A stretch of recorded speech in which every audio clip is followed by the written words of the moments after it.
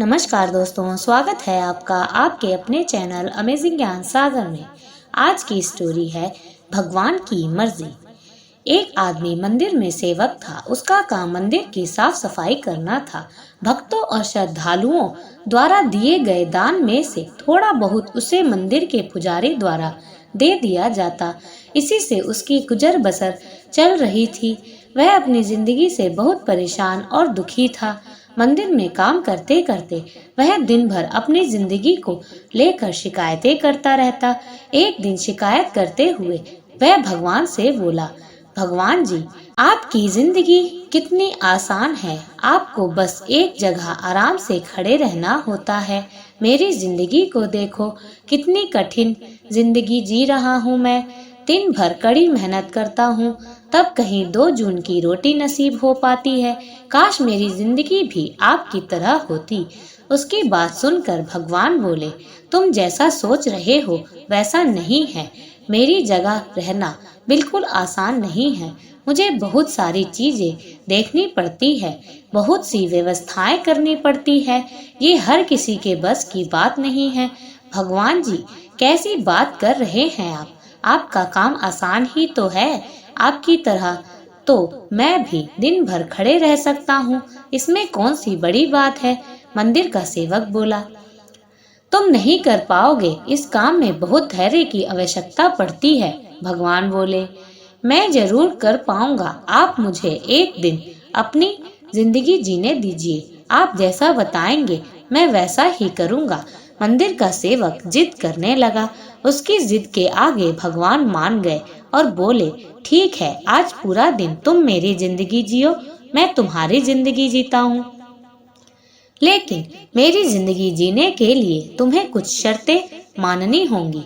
मैं हर शर्त मानने को तैयार हूँ। भगवान जी, सेवक बोला, ठीक है, तो ध्यान से सुनो। मंदिर में दिन भर बहुत से लोग आएंगे और तुमसे बहुत कुछ कहेंगे। कुछ तुम्हें अच्छा बोलेंगे तो कुछ बुरा। तुम्हें हर किसी की बात चुपचाप एक जगह मूर्ति की तरह खड़े रहकर धैर्य के साथ सुननी है और उन पर कोई प्रतिक्रिया नहीं देनी है। सेवक मान गया। भगवान और उसने अपनी जिंदगी एक दिन के लिए आपस में बदल ली। सेवक भगवान की जगह मूर्ति बनकर खड़ा हो गया। भगवान मंदिर की साफ सफाई का काम निपटाकर वहां से चले गए। कुछ समय बीतने के बाद मंदिर में एक धनी व्यापारी आया। भगवान से प्रार्थना करते हुए वह बोला, भगवान जी, मैं एक नई फैक्ट्री डाल रहा हूँ।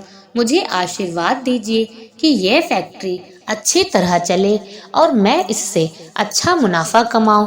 प्रार्थना करने के बाद वह प्रणाम करने के लिए नीचे झुका तो उसका बटुआ गिर गया। जब वह वहां से जाने लगा तो भगवान की जगह खड़े मंदिर के का मन हुआ कि उसे बता दे कि उसका बटुआ गिर गया है, लेकिन शर्त अनुसार उसे चुप रहना था। इसीलिए वह कुछ नहीं बोला और खामोश खड़ा रहा। इसके तुरंत बाद एक गरीब आदमी वहां आया और वो भगवान से बोला, भगवान जी, बहुत गरीबी में जीवन काट रहा हूँ। परिवार का पेट पालना है, माँ की दवाई की व्यवस्था करनी है। समझ नहीं पा रहा हूँ कि इतना सब कैसे करूँ। आज देखो, मेरे पास बस 1 रुपया है, इससे मैं क्या क्या कर पाऊंगा। आप ही कुछ चमत्कार करो और मेरे लिए धन की व्यवस्था कर दो। प्रार्थना करने के बाद जैसे ही वह जाने को हुआ, उसे नीचे गिरा व्यापारी का बटुआ दिखाई दिया। उसने बटुआ उठा लिया और भगवान को धन्यवाद देते हुए बोला, भगवान जी, आप धन्य हैं। आपने मेरी प्रार्थना इतनी जल्दी सुन ली। इन पैसों से मेरा परिवार कुछ दिन भोजन कर सकता है। माँ की दवाई की भी व्यवस्था हो जाएगी। भगवान को धन्यवाद देकर वह वहां से जाने लगा। तब भगवान बने मंदिर के सेवक का मन हुआ कि उसे बता दे कि वह बटुआ तो व्यापारी का है, उसे मैंने नहीं दिया है। वह जो कर रहा है वह चोरी है। लेकिन वह चुप रहने के लिए विवश था, इसीलिए मन मारकर चुपचाप खड़ा रहा। मंदिर में आने वाला तीसरा व्यक्ति एक नाविक था। वह 14 दिन के लिए समुद्री यात्रा पर जा रहा था। भगवान से उसने प्रार्थना की कि उसकी यात्रा सुरक्षित रहे और वह सकुशल वापस आ सके। वह प्रार्थना कर ही रहा था कि धनी व्यापारी वहां आ गया। वह अपने साथ पुलिस भी लेकर आया था। नाविक को देखकर वह पुलिस से बोला, मेरे बाद ये मंदिर में आया है, जरूर इसने ही मेरा बटुआ चुराया होगा, आप इसे गिरफ्तार कर लीजिए। पुलिस नाविक को पकड़कर ले जाने लगी। भगवान बने आदमी को अपने सामने होता हुआ ये अन्याय सहन नहीं हुआ। शर्त अनुसार उसे चुप रहना था, लेकिन उसे लगा कि बहुत गलत हो चुका है। यदि अब मैं चुप रहा तो एक बेकसूर आदमी को व्यर्थ में ही सजा भुगतनी पड़ेगी। उसने अपनी चुप्पी तोड़ते हुए कहा, आप गलत व्यक्ति को पकड़ कर ले जा रहे हैं। ये बटुआ इस नाविक ने नहीं, बल्कि इसके पहले आए गरीब व्यक्ति ने चुराया है। मैं भगवान हूँ और मैंने सब देखा है।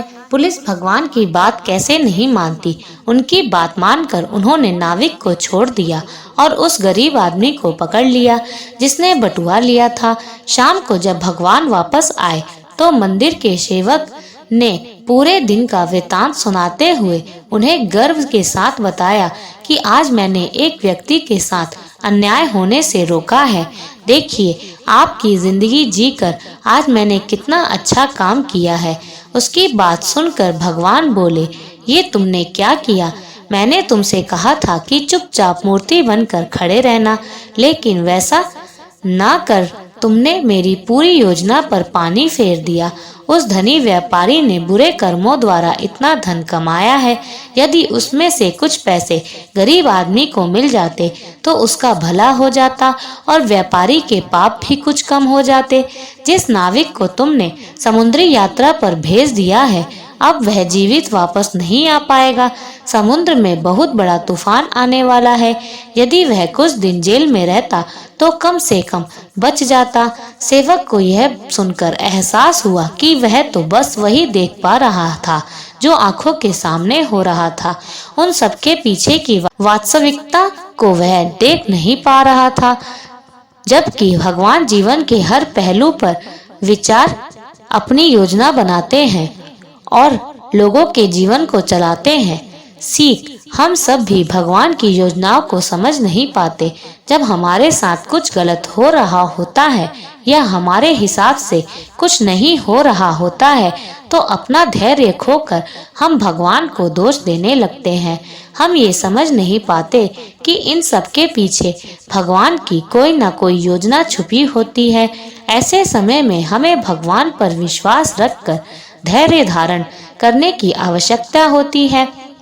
इसीलिए चिंता ना करें।